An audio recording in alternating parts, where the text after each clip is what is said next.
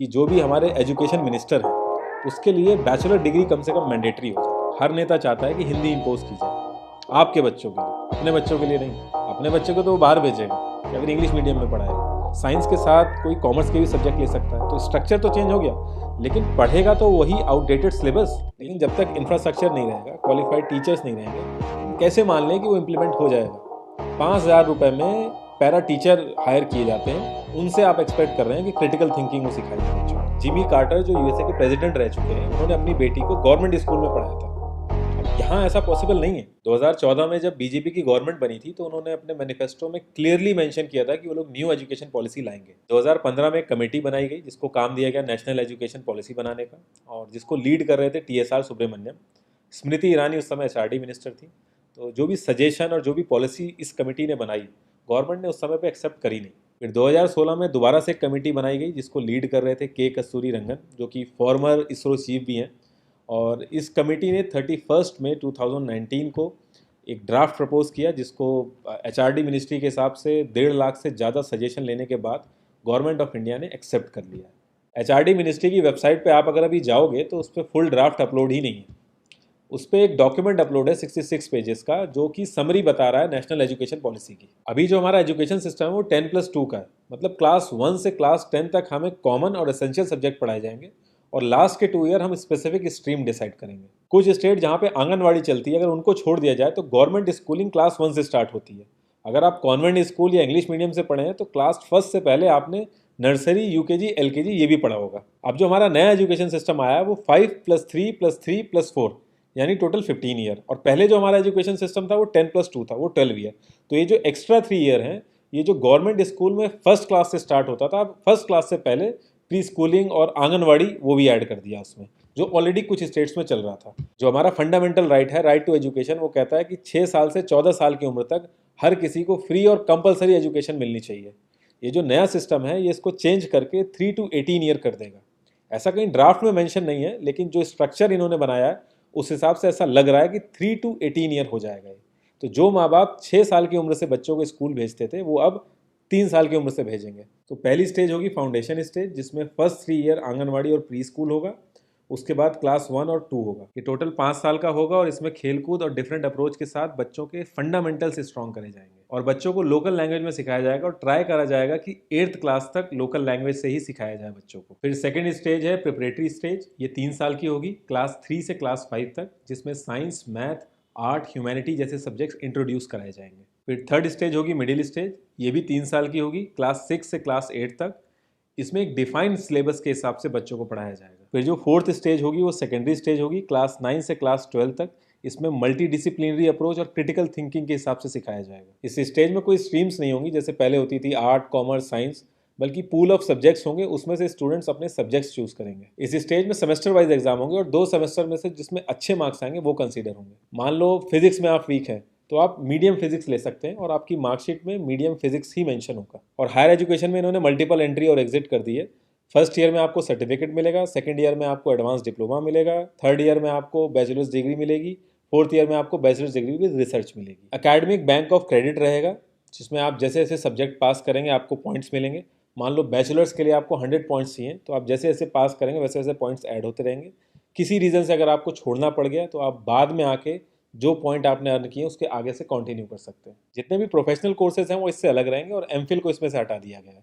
तो बैचलर्स के बाद आप डायरेक्ट PhD कर सकते हैं। क्लास 6 में इन्होंने कोडिंग ऐड कर दी है जैसे चाइना में होता है, और वोकेशनल ट्रेनिंग ऐड करी है जैसे कारपेंटर, प्लम्बर, मैकेनिक, इन सब की इंटर्नशिप कराई जाएगी। जो एक्स्ट्रा करिकुलर एक्टिविटीज़ होती थी जैसे स्पोर्ट हो गया, म्यूज़िक हो गया, तो इनके भी एकेडमिक मार्क्स होंगे।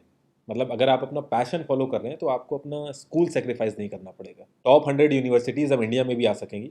2010 में भी सेम यही पॉलिसी आई थी, फॉरेन एजुकेशन इंस्टीट्यूट बिल आया था, लेकिन उसमें 50 करोड़ रुपए श्योरिटी मांगी थी, तो उस वजह से यूनिवर्सिटीज़ आई नहीं थी।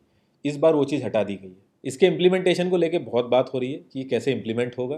तो अभी ये एक ड्राफ्ट है, इसको पार्लियामेंट में जाना है, फिर देखना है वहाँ पे क्या चेंजेस होते हैं। और अगर आप हमारी हिस्ट्री देखेंगे तो ऐसे बहुत सारे लुभावने ड्राफ्ट आए हैं, पॉलिसीज़ आई हैं, और नेताओं ने अपने हिसाब से जो चीज़ उन्हें सूट करी है वो चीज़ इम्प्लीमेंट की है। बाकी सारी चीज़ें ठंडे बस्ते में पड़ी रहती हैं, क्योंकि ये कोई लॉ नहीं है, किसी भी नेता के ऊपर कोई कंपल्शन नहीं है। HRD मिनिस्ट्री का नाम चेंज करके अब एजुकेशन मिनिस्ट्री कर दिया गया। जब हमारा देश आज़ाद हुआ था तो एजुकेशन मिनिस्ट्री ही था। लेकिन राजीव गांधी जी ने उसको एचआरडी मिनिस्ट्री कर दिया था और फिर अब इसको दोबारा से एजुकेशन मिनिस्ट्री करा जा रहा है। तो एजुकेशन मिनिस्ट्री से एचआरडी मिनिस्ट्री क्यों हुआ और एचआरडी मिनिस्ट्री से एजुकेशन मिनिस्ट्री क्यों हुआ, इसके पीछे का लॉजिक मुझे पता नहीं। 3 लैंग्वेज फार्मूला को लेकर बहुत ज़्यादा डिस्कशन चल रहा है और कुछ लोग इसके फेवर में हैं, कुछ लोग इसका अपोज कर रहे हैं। तो इसमें यह है कि क्लास 5th तक मदर टंग और लोकल लैंग्वेज में सिखाया जाए और कोशिश की जाए कि क्लास 8th और उसके आगे भी मदर टंग और लोकल लैंग्वेज में सिखाया जाए, और इसको भी मैंडेटरी नहीं किया है, एज अ सजेशन है ये। तो गवर्नमेंट स्कूल और जो स्टेट गवर्नमेंट है वो तो इम्प्लीमेंट करेंगे इस चीज़ को, लेकिन आपको लगता है कॉन्वेंट स्कूल और जो प्राइवेट स्कूल है ये मानेंगे इस चीज़ को?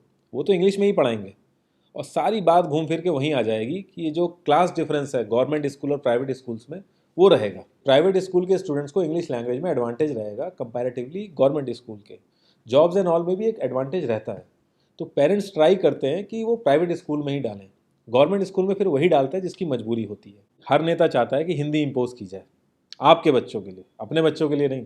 अपने बच्चे को तो वो बाहर भेजेगा या फिर इंग्लिश मीडियम में पढ़ाएगा, क्योंकि उसको पता है कि अगर उसका बच्चा इंग्लिश नहीं पढ़ेगा तो उसको डिस्क्रिमिनेशन देखना पड़ेगा, उसको डिसएडवांटेज होगा, तो वो अपने बच्चे को डिसएडवांटेज में नहीं रखेगा। आपके बच्चे के ऊपर इम्पोज की जाएगी, गवर्नमेंट स्कूलों में हिंदी इम्पोज की जाएगी। क्योंकि जो भी नेता हिंदी की बात करता है तो हमें सुन के बड़ा अच्छा लगता है। 12th के बाद कॉमन एंट्रेंस एग्जाम CEE ये कर दिया गया है कि अब आपको अलग अलग एग्जाम नहीं देना है, आपको 12th के बाद एक एग्ज़ाम देना है और उसी की रैंकिंग के हिसाब से आपको सारी यूनिवर्सिटीज़ में एडमिशन मिलेगा।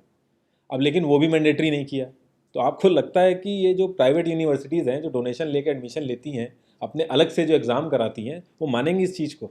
हम हर चीज़ में तो कंपेयर करते हैं USA से, लेकिन USA ने बहुत सारा पैसा इंजेक्ट किया है अपने इंफ्रास्ट्रक्चर में, तब जाके उनका जो एजुकेशन स्ट्रक्चर है वो इम्प्लीमेंट हो पाया। अब जिमी कार्टर जो USA के प्रेसिडेंट रह चुके हैं, उन्होंने अपनी बेटी को गवर्नमेंट स्कूल में पढ़ाया था। अब यहाँ ऐसा पॉसिबल नहीं है। इस बार बोला गया है कि GDP का 6% हम अपनी एजुकेशन में लगाएंगे, तो ऐसा कब नहीं बोला गया है?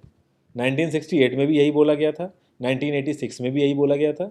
जितनी बार भी पॉलिसीज़ और ड्राफ्ट आई हैं एजुकेशन पे, हर बार बोला गया है कि हम 6% अपनी GDP का एजुकेशन में लगाएंगे। और जब से हमारा देश आज़ाद हुआ है, एक बार भी ऐसा नहीं हुआ कि 6% हमने अपनी GDP का लगाया हो। भूटान और नेपाल जो हैं वो भी 6.6% कॉन्टीन्यूस लगा रहे हैं अपने GDP का एजुकेशन में। आउट ऑफ 197 कंट्रीज़ में से 143 नंबर पे हैं हम एजुकेशन में पैसा खर्च करने में। लास्ट 5 ईयर का अगर देखा जाए तो हम लोग 3 से 3.5% ही अपनी GDP का लगा रहे हैं, और 2017-2018 में तो हमने 2.7% लगाया था। आप कितना ही क्यों ना कह लो कि हम इम्प्लीमेंट करा देंगे, लेकिन जब तक इंफ्रास्ट्रक्चर नहीं रहेगा, क्वालिफाइड टीचर्स नहीं रहेंगे, हम कैसे मान लें कि वो इम्प्लीमेंट हो जाएगा?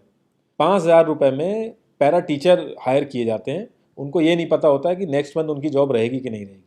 उनसे आप एक्सपेक्ट कर रहे हैं कि क्रिटिकल थिंकिंग वो सिखाएंगे बच्चों को। Election duties, survey census, polio campaign, family planning campaign, education छोड़ के ये सारी चीज़ें कराई जाती हैं टीचरों से। अब मिड डे मील के साथ ब्रेकफास्ट भी इंक्लूड कर दिया है, लेकिन आप अगर अभी सर्च मार के देखोगे मिड डे मील फ्रॉड, तो आपको समझ में आएगा किस लेवल पे इंप्लीमेंट हुआ है वो। आंगनवाड़ी को लेके भी बहुत लोग एक्साइटेड हैं कि आंगनवाड़ी ऐड हो गया, लेकिन कुछ स्टेट्स में ऑलरेडी आंगनवाड़ी है। तो आप हालत देखिए आंगनवाड़ी की, या फिर गूगल पे भी सर्च करके आप इमेजेस देख सकते हैं कि किस लेवल पे वो इम्प्लीमेंट हुआ है। इंडिया की जो टॉप 3 साइंस अकेडमीज़ हैं, national academy of science, Indian academy of science, Indian national science academy, इन तीनों ने कहा है इस ड्राफ्ट में 3 चीज़ें बहुत ही जो इंपॉर्टेंट हैं उनको इग्नोर किया गया है। पहला, आउटडेटेड सिलेबस, पुअर इंफ्रास्ट्रक्चर और पुअरली ट्रेंड टीचर। आपने स्ट्रक्चर तो चेंज किया है जो कि बहुत ही अच्छी चीज़ है, लेकिन उस स्ट्रक्चर में साइंस के साथ कोई कॉमर्स के भी सब्जेक्ट ले सकता है, तो स्ट्रक्चर तो चेंज हो गया, लेकिन पढ़ेगा तो वही आउटडेटेड सिलेबस। ये जो न्यू एजुकेशन पॉलिसी है इससे काफ़ी चीज़ें अच्छी होंगी, लेकिन जो सारे लोग एक्साइटेड हैं कि इससे सारी दिक्कतें खत्म हो गई हैं एजुकेशन की, तो वो थोड़ा सा गलत है। ये एक छोटा सा पार्ट है, अभी बहुत सारी चीज़ें बाकी हैं और हमें अभी थोड़ा सा इम्प्लीमेंटेशन का और वेट करना है। एक चीज़ अगर और इम्प्लीमेंट हो जाती तो मेरे ख्याल से सबको बहुत अच्छा लगता कि जो भी हमारे एजुकेशन मिनिस्टर हैं उसके लिए बैचलर डिग्री कम से कम मैंडेटरी हो जाए और वो फर्जी ना हो।